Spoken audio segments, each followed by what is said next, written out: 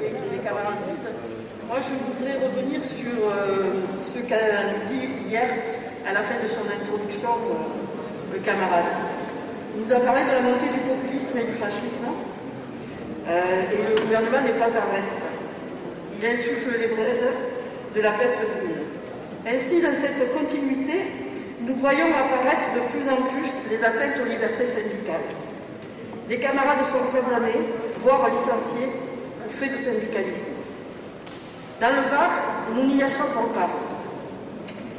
Il y a quelques semaines, c'était le secrétaire général du département qui était convoqué à la brigade des CRS, non pas comme secrétaire général CGT, mais comme simple citoyen encourant du pénal. Vinci, autoroute n'ayant pas supporté de perdre 1 000 € d'exploitation durant le mouvement contre la réforme des retraites. Aujourd'hui, à 14 h, un camarade est convoqué au tribunal de police pour diffamation par son patron avec à la clé une demande de licenciement. Sa faute, avoir distribué durant le confinement un tract au personnel pour leur signifier leurs droits. Je suppose que dans d'autres départements apparaissent les mêmes phénomènes. Partout où cela se présente, nous devons être nombreux pour soutenir et dire stop aux atteintes à nos libertés syndicales. Pour conclure, juste un mot sur Schiappa et son projet de la loi contre le séparatisme. Pas 1 € d'argent aux associations qui sont des ennemis de la République, dit-elle. Avec la montée des extrêmes, la droite dure et un gouvernement qui pratique cet extrémisme, souhaitons simplement que nous ne devenions pas ces ennemis de la République. On l'a vu en son temps, faisons en sorte que cela ne se reproduise pas. Et je passe tout de suite sans donner la parole à Harry.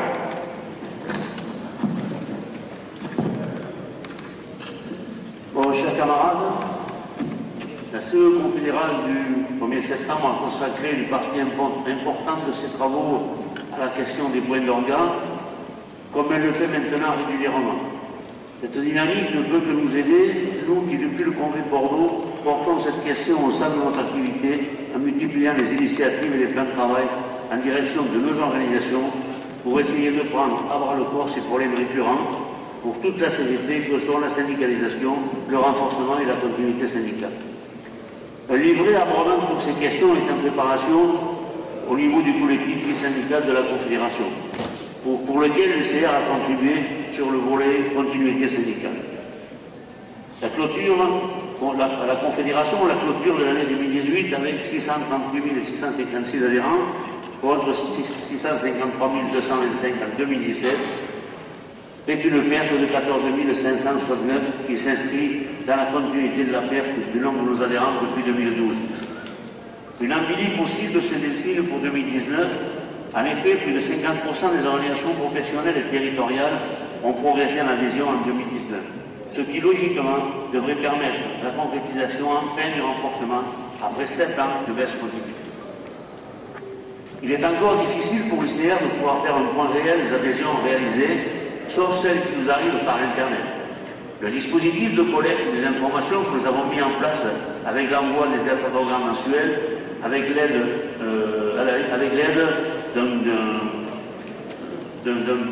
d'un site, ne semble pas encore être bien utilisé par les organisations. Pour notre part, l'état d'organe réalisé au 8 septembre est apparaître une clôture pour 2018 à 97 745, soit 1495 FNI par moins par rapport à 2017.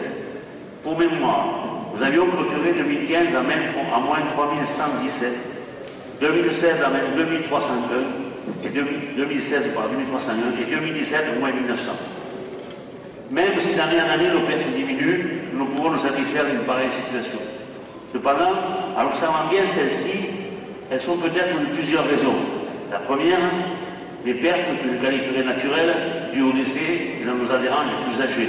La seconde, le maintien des adhérents retraités dans les syndicats d'actifs, choix parfois des syndiqués eux-mêmes, mais souvent un décision arbitraire du syndicat, ou alors l'absence de section voulue ou maintien des adhérents pour des raisons financières. Nous avions il y a quelque temps comptabilisé environ 19 000 adhérents qui étaient sous ce statut. Il faut le dire aujourd'hui avec un peu plus de force. Cette situation est préjudiciable à toute la CGT. Elle force la réalité du terrain dans les syndicats, elle prive le syndicalisme retraité de force organisée, elle prive également l'adhérent retraité d'informations sur ses revendications spécifiques, sauf à dire que le syndicalisme retraité spécifique n'est pas utile. Je veux ici vous faire part de nos préoccupations et interrogations sur le fait que certaines organisations remettraient en cause l'existence même de ce syndicalisme spécifique. Cette démarche serait contraire aux orientations confédérales. En effet, le Congrès de Dijon a réaffirmé le besoin de son développement parce que le salariat se modifie, le monde retraité aussi. Il y a nécessité de diversifier notre activité. Les organisations spécifiques au sein de la Confédération en sont de l'outil. Pour l'UCR, ces USR et ces UFR en sont les ossature auxquelles il faut donner les moyens pour fonctionner. Moyens humains, par une politique de cadre syndicaux permettant la continuité militante, des moyens matériels et financiers pour permettre de développer l'activité. Du reste, pour cette dernière mesure, il existe des tests statutaires bien précis, réaffirmés également au 52e Congrès confédéral, que nous rappelons dans le document d'orientation du 12e Congrès du CR, dans la résolution du chapitre 4 sur le syndicalisme spécifique, retraité alinéa 657, 8 et 9, à savoir faire revivre l'application des règles de répartition des cotisations sur le plan des territoires et des professions, en concertation avec les organisations de la CGT, conformément à l'annexe financière du 52e Congrès confédéral. Ces deux questions deviennent préoccupantes pour l'avenir de notre syndicalisme retraité et de ses organisations spécifiques. Là aussi, il nous faut l'aborder sereinement dans le souci de construire. Je pense que la rencontre confédérale des animateurs de vie syndicale du 7 octobre permettra aux organisations qui aura lieu à la Confédération, nous permettra d'aborder ces points d'une façon plus précise. J'en viens maintenant au second point de notre jour, notre campagne de syndicalisation, couplée avec celle d'une campagne d'abonnement à vie nouvelle. Vous avez dans vos pochettes une note explicative du dispositif que nous proposons de mettre en œuvre, validé par le bureau et la CE, et qui sera sous la responsabilité des référents et des coopérants de l'UCR, c'est-à-dire le bureau et la commission exécutive. Ainsi, avec un suivi de celui-ci qui sera exécuté par la vie syndicale via un tableau récapitulatif de l'ensemble des dispositions à prendre pour faire vivre ces deux campagnes. Renforcement de nos forces organisées et bataille des idées allant de pair, nous impulserons une campagne commune dans laquelle s'impliqueront aussi les membres du collectif Promo-Diffusion ainsi que les diffuseurs locaux de vie nouvelle. La démarche est audacieuse mais nécessaire si nous voulons progresser en adhérant et en lecteur de notre journal. Il s'agit maintenant de passer des paroles aux actes et de créer les conditions de réussite. Un objectif réalisé dans les départements, la mise en place de réunions en présence d'un maximum de représentants de sections de retraités afin de poser très concrètement la question de la prise en compte de la double campagne. Le dispositif dont je vous parle a été porté à la connaissance des UFR lors de la rencontre du CR-UFR du 9 septembre. Une note sera adressée en ce sens afin de concrétiser le travail entre les UFR et les USR. L'intervention des UFR sera nécessaire pour qu'elles invitent les sections professionnelles à participer aux réunions qui sont programmées par les USR. C'est dans cette démarche commune que nous aurons la possibilité ensemble d'avoir plus de contacts possible au plus près, c'est-à-dire avec les sections elles-mêmes pour créer les conditions d'une prise de décision concrète de plan de syndicalisation et d'abonnement de vie nouvelle. En effet, le lien adhérent-abonné devient de plus en plus évident. Ce sont bien les sections de retraités qui connaissent le mieux ce rapport. Quelques chiffres sur les 1184 créations d'abonnements depuis le début de l'année. Nous en comptabilisons 141 dites d'abonnements individuels et 1043 créations d'abonnements dits collectifs. Ce sont essentiellement les sections syndicales qui sont à l'origine de ces créations, en précisant que ce sont les sections qui, dans leur grande majorité, décident de financer l'abonnement de leurs adhérents. A contrario, on peut faire le même constat pour les suppressions d'abonnements au nombre de 1409 depuis le début de l'année. Là aussi, on constate des suppressions d'abonnements individuels, décès, non reprise de carte syndicale, pour l'essentiel des suppressions. Ce sont les sections qui décident parfois, les syndicats même, un peu arbitrairement, et souvent pour des raisons de trésorerie, de supprimer l'abonnement à leurs adhérents, sans prévenir les UFR et les USR. Si elles sont dans un rôle d'impulsion en matière de bataille des idées, avec l'abonnement au journal, ce sont bien les sections qui mettent ou non en application des décisions. dont la nécessité de revenir et de les réunir pour débattre avec elle. Les coopérants ont maintenant en charge d'interpeller les USR avec lesquels ils coopèrent à partir du flyer résistant pour la campagne syndicalisation que vous aviez déjà eu. Un adhérent syndiqué est venu s'ajouter un volet, un adhérent, un lecteur en abonné. Il a été tiré à raison de 100 000, c'est la raison pour laquelle on a commencé à le remettre aujourd'hui. La ventilation se fait donc par rapport au nombre d'adhérents, un par adhérent. Nous proposons dès aujourd'hui et jusqu'au 15 novembre de démarrer la campagne. Nous passons celle-ci dans le cadre d'une préparation du 12e congrès de l'UCR, mais elle ne s'arrêtera pas, mais c'est à partir du 15 novembre qu'on pourra commencer à faire les premiers points. Voilà, chers camarades, rapidement rappeler les points que j'avais chargé de vous présenter sur ce dossier. Donc, sans tarder, je passe la parole au camarade Chasselas de Haute-Vienne. Bonjour. Et effectivement, le rapport de Alain est assez complet, finalement, et excellent, puisqu'il y a effectivement le constat, et il y a également les pistes donc, à travailler. Sur le 87, au dernier congrès, nous avons mis en place un collectif qualité de la vie syndicale, alors qui est composé de 3 animateurs. Nous avons des sections syndicales qui ont elles-mêmes un responsable à la qualité de la vie syndicale, voire 2, mais d'autres, effectivement, c'est notamment celles qui sont les multipros, n'ont pas ce suivi-là.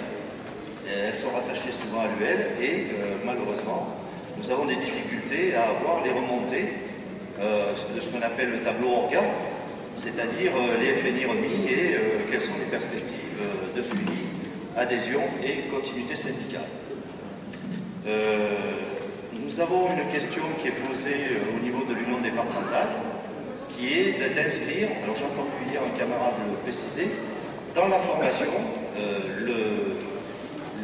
la formation retraitée pour ce qui est du calendrier pour 2021. Et pour l'instant, je dis c'est point d'interrogation. Parce qu'effectivement, si c'est inscrit dans le cadre du plan de travail de l'union départementale, déjà ça favorise, à mon avis, la relation active-retraité, et ça le permet également sur l'aspect des territoires, c'est-à-dire tout ce qu'on appelle les petites UL dans nos départements. Nous avons également un collectif Vie Nouvelle 87 qui est composé de 9 camarades. Donc la technique, c'est un pote qui a travaillé avec Rivet Édition, et qui nous met en page le document, qui est arrêté sur la base de propositions des sections syndicales et de l'USR, bien sûr, qui se donne souvent un dossier, enfin, je pense que certains le lisent, voilà, avec un travail qui est fait collectivement 10 jours avant le moment où on doit le publier. Cogétis donc confirme pour ce qui est du 87 que nous sommes à moins 8 FNI de date à date par rapport à l'année dernière. Et devant les écarts qui étaient annoncés, nous avons décidé de mettre en place un plan de travail pour aller vers les sections syndicales multipro, les organiser bien sûr, pour justement redresser et essayer d'atteindre les objectifs qui ont été fixés par le dernier congrès, qui était d'atteindre 1500 syndiqués. Donc pour l'instant, on rame. C'est vrai que l'année Covid n'est pas une excuse, hein. J'entends les camarades, mais l'année Covid, effectivement, elle est là, mais on est obligé de faire avec. Et y compris pendant la période, nous avons eu un contact, y compris avec des syndicats individuels, voilà, et un travail qui a été fait vraiment avec donc la communication qui est portée par un collectif qui est aussi composé de 4 camarades qui ont relayé ce qui a été fait, puis il faut les féliciter quand même, les infos de la Confédé relayées par l'UCR, parce que ça a été vraiment un axe profond pour nous, hein, de communication, et en même temps, bien sûr, les orientations qui sont prises en matière de développement de l'adhésion à Vie Nouvelle. Alors là, c'est plus compliqué, parce que déjà, on a un Vie Nouvelle 87 qui est diffusé à chaque syndiqué, voire au-delà dans la zone d'influence, et donc pour le Vie Nouvelle en général, donc Vie Nouvelle nationale, voilà, on en prend quelques-uns qu'on diffuse, mais c'est compliqué d'avoir une augmentation du nombre d'abonnés. J'avais une question qui nous a été posée, c'est celle d'un agriculteur qui est à son compte dans la campagne Limousin et qui vient dans les manifestations que nous avons contactées. Voilà, alors on avait posé la question comment le syndiquer. Il a eu un bulletin d'adhésion, mais pour l'instant il n'a pas encore rempli, donc il reste encore un petit pas à franchir, une marche.